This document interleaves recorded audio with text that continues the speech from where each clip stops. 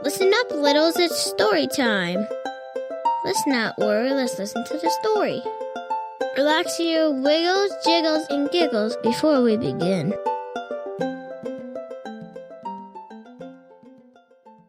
Reide the Hedgehog and the Valentine Balloon. Reide the Hedgehog woke up with a grunt one cold February dusk in her home under the garden hedge. Hedges always wake up with grunts. Actually, they sound exactly like little piggies. That's why they're named hedgehogs, and they're nocturnal, so they wake up when it's getting dark. They like to live in snuggly nests under hedges, so that's why they're named hedgehogs. In her beautiful winter garden in the town of Lavenham, England, Reide built her nest under a lovely rose hedge and lived happily there with her friends Wiley the Red Robin and Phyllis the Blackbird. She was very pleased with her little nest and her friends who visited daily until February 14th, Valentine's Day. Reide grunted awake that late afternoon. It was a cold, clear day with frost sparkling like diamonds on the frozen rose bush Reide called home.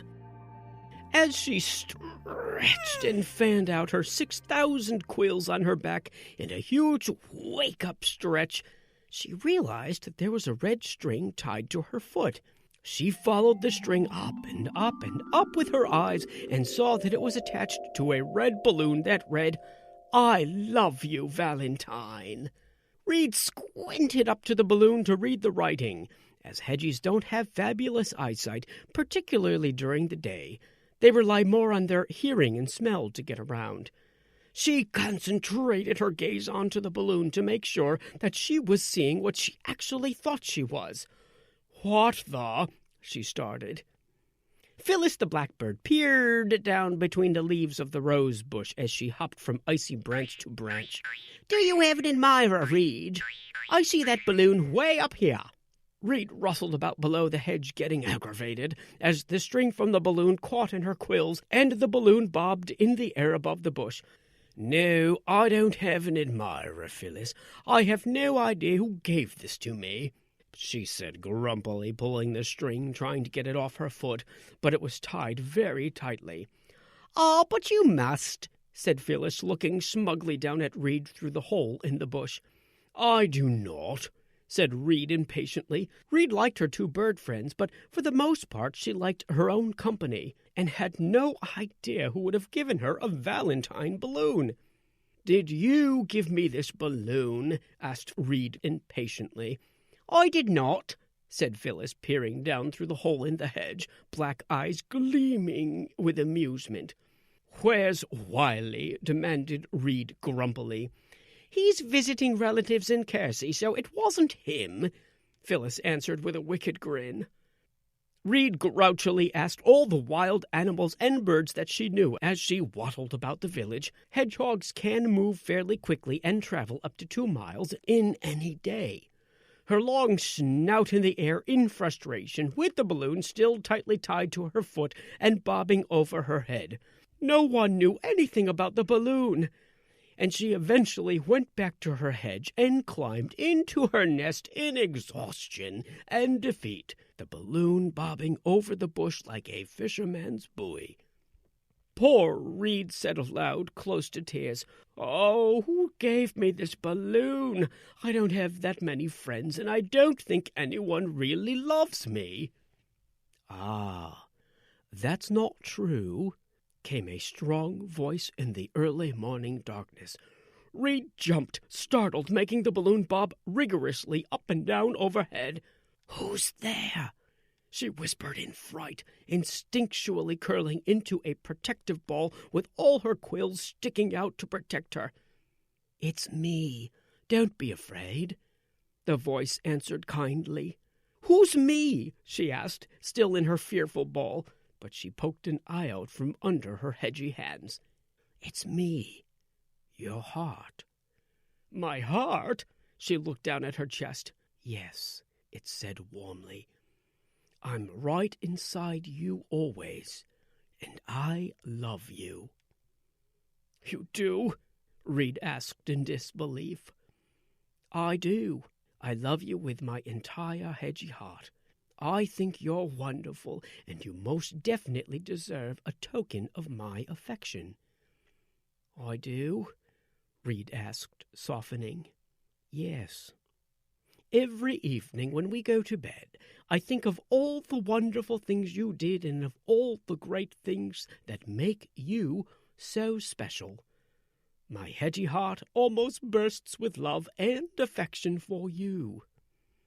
But I'm not perfect, Reide exclaimed. Why would you love me so much? I love you exactly as you are. Close your eyes and think of all the things that you like about you, said the heart. And she did. Littles, let's close our eyes too and think of all the things we like about ourselves, like the color of our eyes, our kindness, how we like to read, and all the other things too.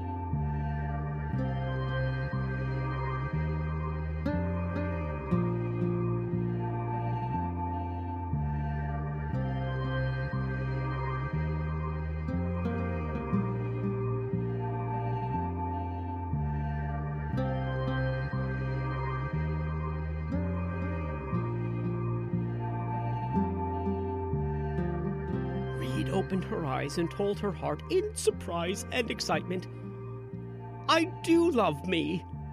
Oh, I'm glad, said the heart sleepily. Let's go to bed now, but remember, I'm always here to love you. Reide rubbed her chest over her heart affectionately and whispered, I'm glad, and fell asleep with a smile on her face, with her loving heart smiling a little right inside her.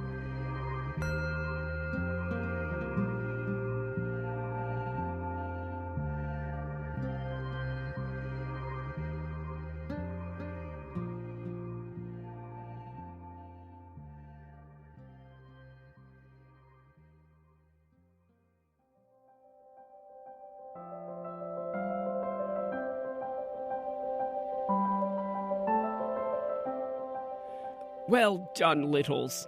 You are amazing. And I want to thank you for listening to this podcast. Before we go, I have something exciting to tell you. Very soon, there's going to be an app available just for you. That's right. It's an app just for you. It's called the Meditation for Little Maniacs app, and it's going to be available soon. So if you want to spend a little more time meditating, and if you like exciting stories, this app is for you. Until then, I look forward to the next time we meet on this podcast.